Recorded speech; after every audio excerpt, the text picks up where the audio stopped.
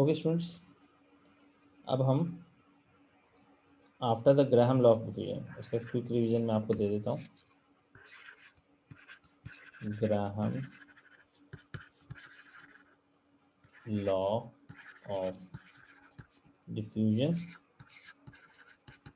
जिसमें आपने पढ़ा था कि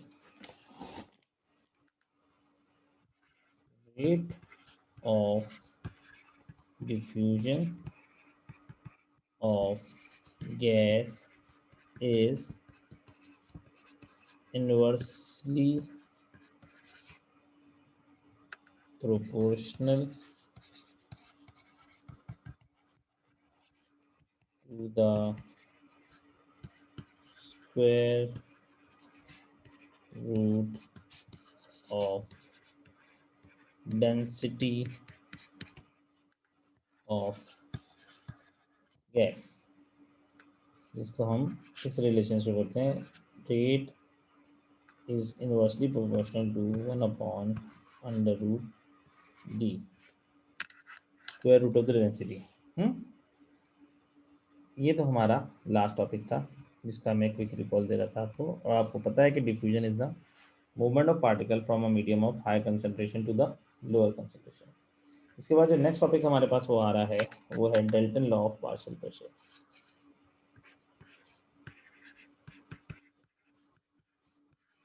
law of partial pressure.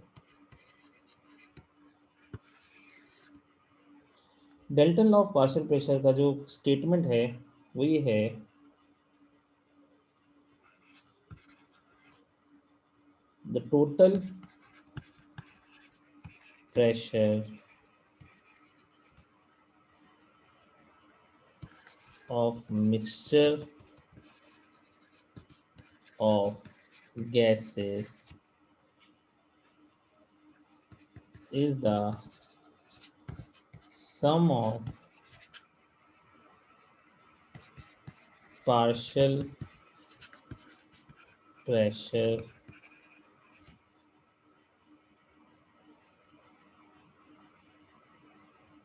of all the gases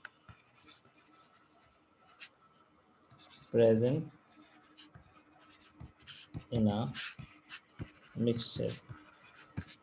यानी कि किसी भी गैसियस मिक्सचर का जो टोटल प्रेशर है वो उसके अंदर तमाम गैसेस के मौजूद जो हैं, उनके तमाम गैसेस के प्रेशर को अगर हम ऐड कर लें तो वो कहलाएगा टोटल प्रेशर। आसान सी बात है, अगर मैं इसको मैथमेटिकली लिखूं कि पी टी यानी कि टोटल प्रेशर है उस सिलेंडर का जिसमें मुख्तलिफ गैसेस हैं, जैसे कि P1 एक गैस है, उस P2 दूसरी गैस है, P3 तीसरी गैस है, इस तरह करके Pn यानी कि बहुत सारी गैसेस, जितनी भी नंबर ऑफ गैसेस हैं। तो जब इन तमाम गैसेस के सम को आप ऐड कर देंगे तो वो बराबर होगा टोटल प्रेशर के। ये कहा था Dalton law of partial pressure ने। जैसे कि सीधी सी एग्जांपल आपको अगर मैं समझाऊं कि एक आपके पास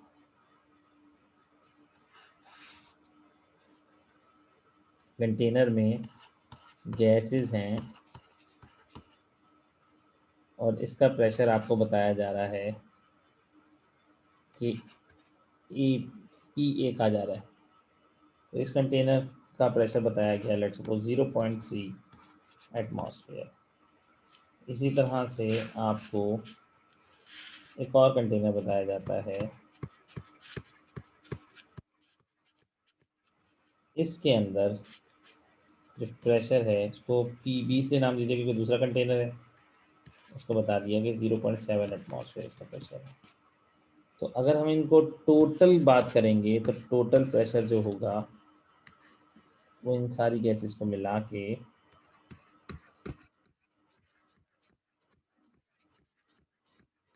क्या होना चाहिए, बहुत कॉमन सेंस की बात है कि पी टोटल क्या बन जाएगा, 0.7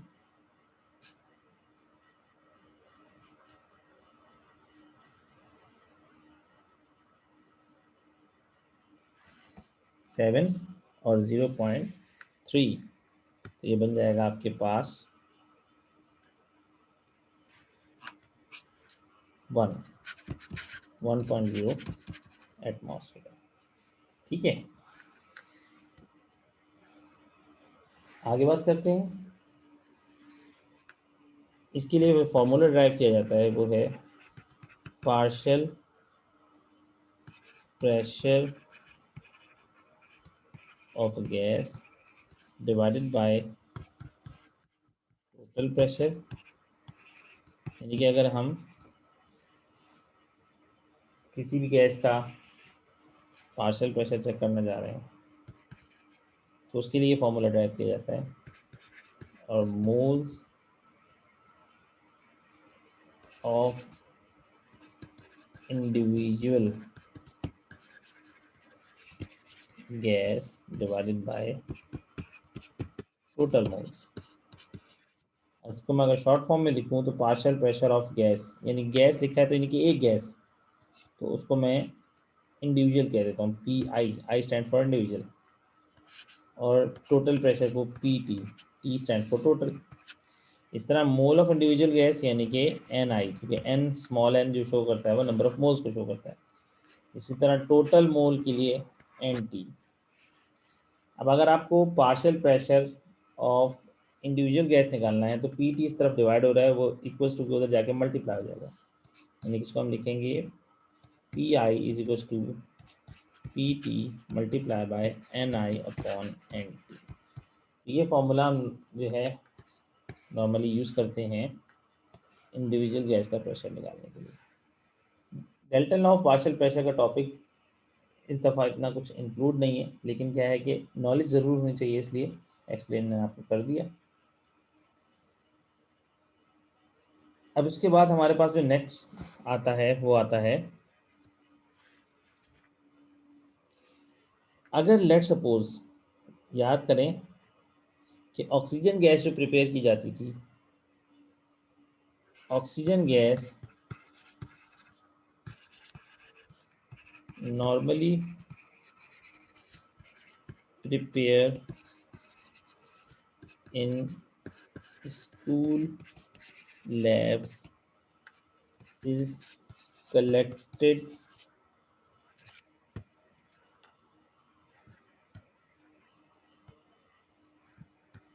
is collected over water, पानी के सरफेस पे कलेक्ट होती है। hence it become hence it become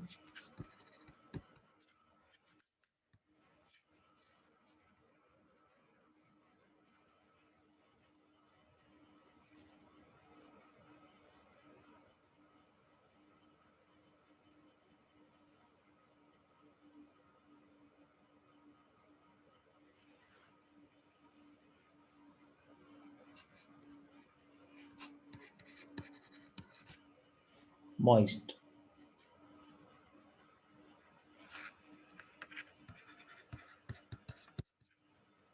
यानी कि हमारे पास जो गैस कलेक्ट हो रही है और वाटर, वो मॉइस्ट हो जाएगी। या मैं आसान लफ्ज़ों में ये कह सकता हूँ कि वो गैस, उस गैस के अंदर वाटर का वेपर प्रेशर भी शामिल हो जाएगा। तो अगर आपको किसी भी गैस का ड्राई प्रेशर निकालना है तो आपको करना ही होगा, अब लिखेंगे P dry is equal to P moist, यानी कि पी स्टैंड फॉर प्रेशर। तो प्रेशर ऑफ ड्राई गैस निकालने के लिए जो प्रेशर ऑफ मॉइस्ट गैस दिया हुआ है उसके अंदर से प्रेशर ऑफ वाटर या वेपर प्रेशर ऑफ वाटर को अगर माइनस कर दें तो हमारे पास ड्राई गैस का प्रेशर आ जाएगा। जैसे कि अगर मैं आपसे कहूँ कि मॉइस्ट गैस का प्रेशर जो है आपको गिवन है 745 टॉर, ठीक है, और वाटर का वेपर प्रेशर जो आपको गिवन है वो गिवन है 13 टॉर। तो आप सिंपली इसको माइनस करेंगे तो आपके पास आंसर आ जाएगा 732 टॉर। तो बेटा ये 732 टॉर जो है ये प्रेशर ऑफ ड्राई गैस है, ठीक है। तो ये समझाना आपको इसलिए ज़रूरी है क्योंकि आपके पास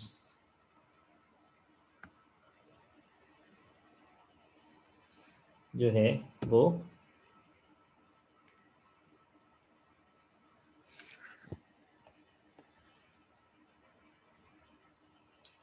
न्यूमेरिकल्स इससे रिलेटेड आ जाते हैं जो आपको सॉल्व करने होते हैं। जैसे कि एक न्यूमेरिकल मैं आपसे अभी शेयर कर रहा हूँ। देखिए बेटा, अब हमारे पास एक क्वेश्चन है 500 centimetre cube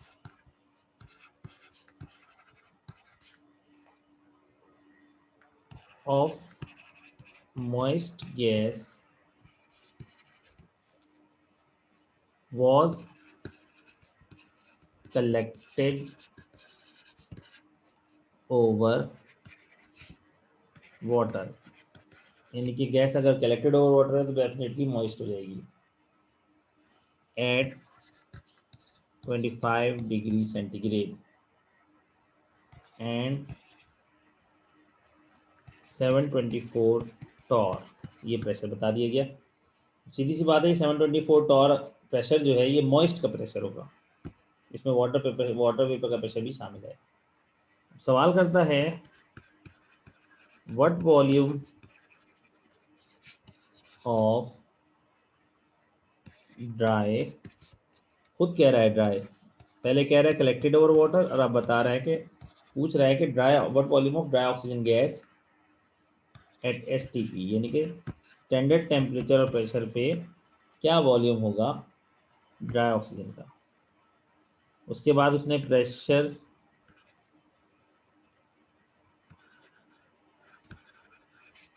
of water vapours भी साथ में बता दिया है जो है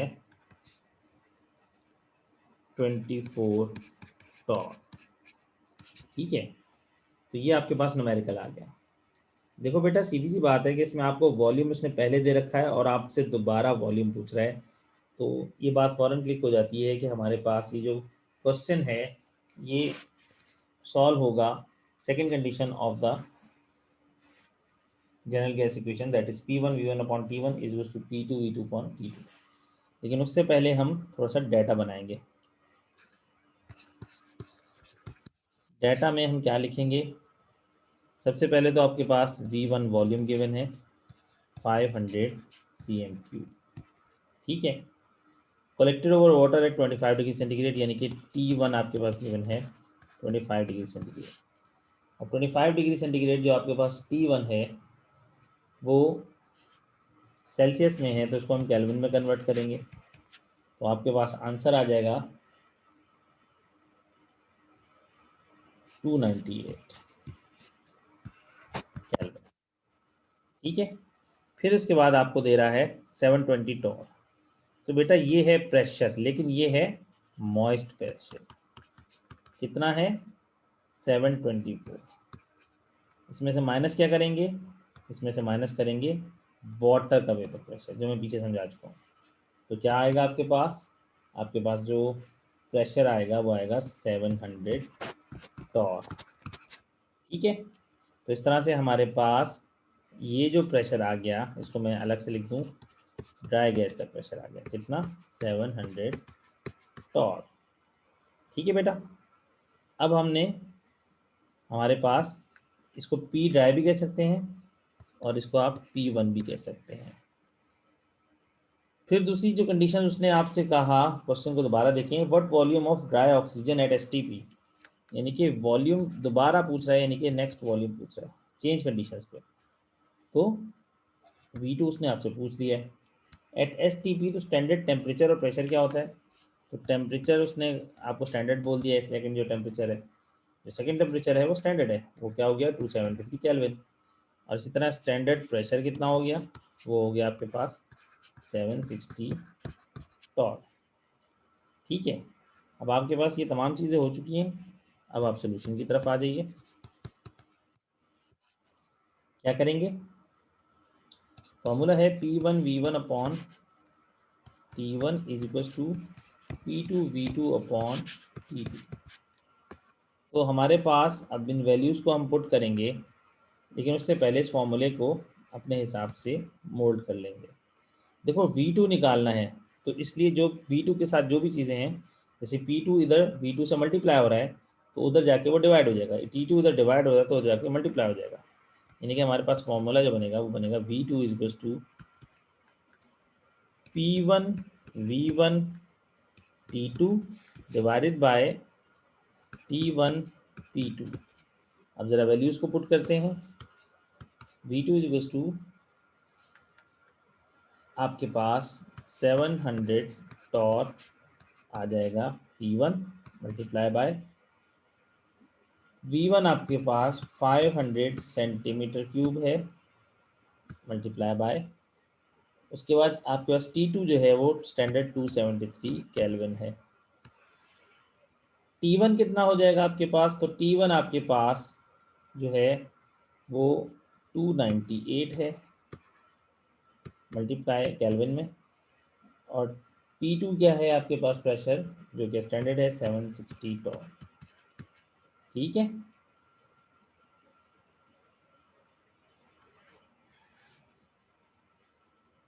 अब बेटा होगा इस तरह से कि आपके पास इसको सिंप्लीफाई करने के बाद जो V2 वॉल्यूम आएगा वो आएगा 421.9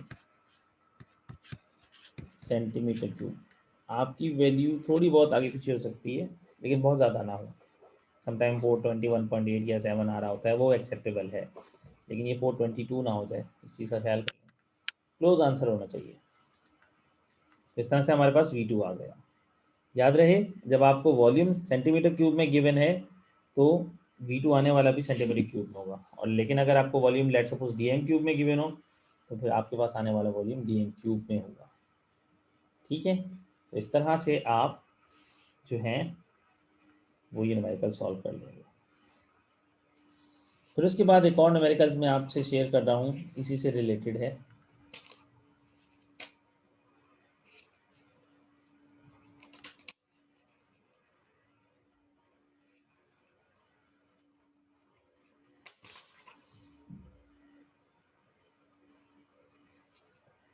वो न्यूमेरिकल जो है आपके पास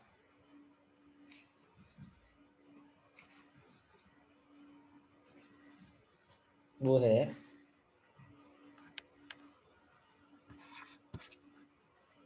नहीं, क्वेश्चन ऐड हो गया, V2 आपके पास आ गया है। ठीक है, अब जो न्यूमेरिकल आपके पास नेक्स्ट में लिखवा रहा हूँ वो है 40 DM cube of hydrogen was collected over water, was collected over water, यानी कि फिर अगेन मॉइस्ट होगी gas at 831 torr Hg pressure, at 831 torr Hg pressure, Hg mercury का सिंबल है, at 23 डिग्री सेंटीग्रेड, टेम्परेचर भी बता दिया 23 डिग्री सेंटीग्रेड टेम्परेचर है। कहता है what would be the volume of dry hydrogen gas at standard conditions, यानी कि वही बात एट स्टैंडर्ड कंडीशंस कह रहा है, इसका मतलब है STP।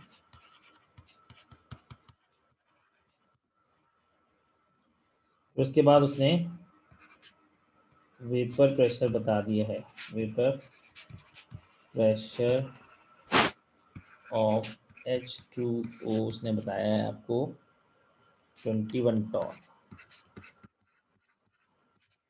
ठीक है, तो इस तरह से आपके पास जो है वो ये क्वेश्चन बन गया। मैं आपको इसका डाटा बनवाऊंगा, लेकिन सोल्यूशन आप लोगों ने खुद करना होगा। चीज़ों को देख लीजिए, सबसे पहले V1 आ गया। ठीक है, डाटा की हेडिंग डाल लीजिए डाटा। तो हमारे पास सबसे पहले आ गया V1, कितना आ गया 40 DMQ। Collect was hydrogen was collected over water at 831 torr, यानी कि ये PM स्मॉल में लिख रहा हूँ, मॉइस्ट है 831। इसके अंदर से माइनस कर दूंगा मैं 21।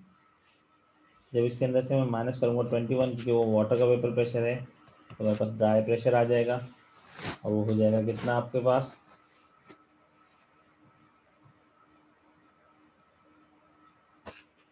810। ठीक है, ये P ड्राई आ गया। फिर उसके बाद आपके पास एट 23 डिग्री सेंटीग्रेड, यानी कि आपके पास T1 भी दे दिया है इसने 23। अब 23 डिग्री सेंटीग्रेड आपके पास जो है वो डिग्री सेंटीग्रेड में है, ये वैल्यू जो है वो डिग्री सेंटीग्रेड में है। डिग्री सेंटीग्रेड है तो उसको हमने केल्विन में कन्वर्ट करना है 273 ऐड करके। जब 273 आप ऐड करेंगे इसके अंदर तो ये हो जाएगा 296।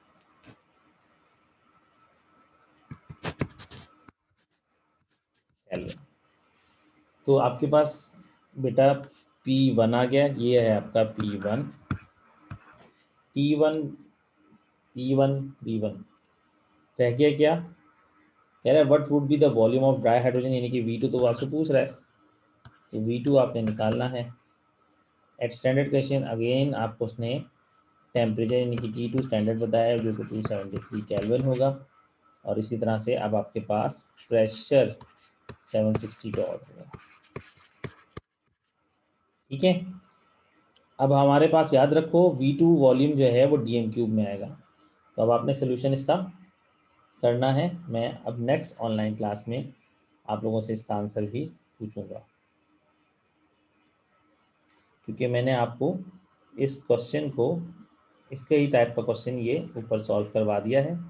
बिल्कुल इसी तरीके से ये भी सॉल्व होगा। V2 को अलग करेंगे, वैल्यूज़ को पुट करेंगे, आंसर निकालेंगे, और आंसर जो आपके पास आएगा वो DM³ में आएगा, क्योंकि आपको वॉल्यूम DM³ में गिवन है। ठीक है, इस तरह से आप डेंसिटी कैलकुलेट कर लेंगे। That's for all for today.